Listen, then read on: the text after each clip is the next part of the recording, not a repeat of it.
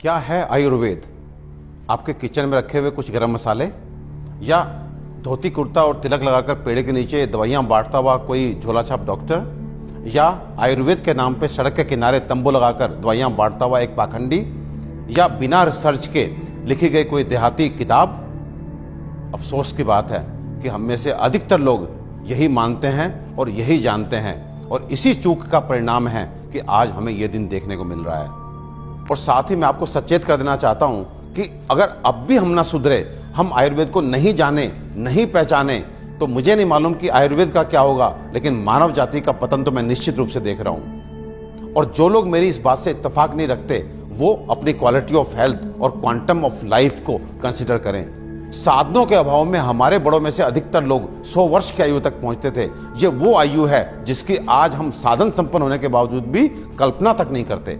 और मैं एक बार आपसे पूछना चाहता हूं कि ये जो मॉडर्न साइंस है, ये किस तरह का इलाज कर रही है? कि आपको यदि शुगर हो गया तो आप दवाई खाइए, कब तक? जिंदगी भर। आपको ब्लड प्रेशर हो गया, आप दवाई खाइए, कब तक? जिंदगी भर। आपको थायराइड हो गया, आप दवाई खाइए, कब तक?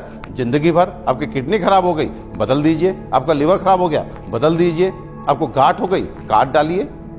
ये किस तरह की चिकित्सा है? और ये चिकित्सा नहीं, ये केवल सिम्टम्स को दबाना है, क्योंकि ये बाहर से आपको नॉर्मल रीडिंग देते हैं, शुगर ठीक है, ब्लड प्रेशर ठीक है, लेकिन अंदर बीमारी अपना काम कर रही है। 15 साल बाद आपकी किडनी खराब, किससे?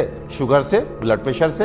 आज का नर्वस सिस्टम खराब, आपकी आंखें खराब, आपको ये कॉम्प्लिकेशन, आपको ये कॉम्प्लिकेशन।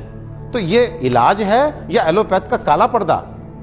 अपने 20 साल के क्लिनिकल एक्सपीरियंस से आपको बता देना चाहता हूं, ये जो आयुर्वेद विज्ञान है, ये समुद्र से भी गहरा, हिमालय से भी ऊंचा ऐसा जीवन का विज्ञान है जो आपके शरीर में और मन में किसी भी अवांछित परिवर्तन के बारे में आपको न केवल जानकारी देता है, बल्कि उसे जड़ से मिटाने के लिए पुख्ता इलाज भी देता है। और मुझे एक बात समझ में नहीं आती, आप ऐसे विज्ञान को क्यों नहीं जानना चाहते जो आपको कभी शुगर, ब्लड प्रेशर, थायराइड और अनेक तरह की प्रॉब्लम्स आने ही ना दे। और यदि दुर्भाग्य से आ गई, आपके जेनेटिक कॉम्पोजिशन इस तरह का है कि आपको ये बीमारियां लग जाती हैं, तो इनसे कैसे आप बचे रहें और कैसे आप ठीक हो सकते हैं, इसके बारे में भी पुख्ता जानकारी दे।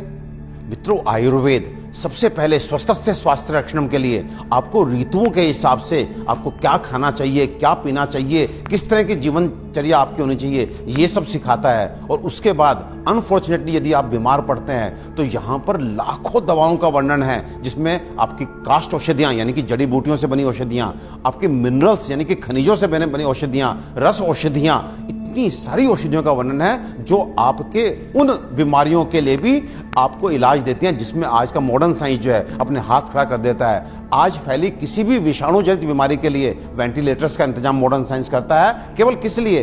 इसलिए कि वो तब तक आपको जीवित रख सके जब तक वायरस अपने आप आपको छोड़ के नहीं चला जाता। तो ये किस तरह का इलाज है? जबकि आयुर्वेदिक औषधियां ऐसी हैं जो सीधे जाके वायरस को मार के आपको बीमारी से बाहर लेके आती हैं, आपको मौत से मुंह के बाहर लेकर के आती हैं। तो दोस्तों, विश्वास कीजिए, अपने आयुर्वेद को मान दीजिए, सम्मान दीजिए, जानिए, पहचानिए, अपनाइए और अपने जीवन को, अपनी हेल्थ को अच्छा कीजिए। आयुर्वेद का इलाज ना तो धीमा है और ना ही लंबा, बल्कि यह रोगों को जड़ से खत्म करता है। आधुनिक सर्जरी दुनिया को आयुर्वेद की ही देन है। आचार्य सुश्रुत को सारा संसार निर्विवादित रूप से शल्य चिकित्सा का जनक मानता है। आयुर्वेद में उन बीमारियों की भी सफल चिकित्सा हो सकती है जिन्हें आधुनिक चिकित्सा विज्ञान लाइलाज मानकर आजीवन रोगी को दवाएं खिलाता रहता है। आयुर्वेद आपके और आपके बच्चों के लिए सुरक्षित है। आयुर्वेद अपनाएं और रोग मुक्त जीवन पाएं।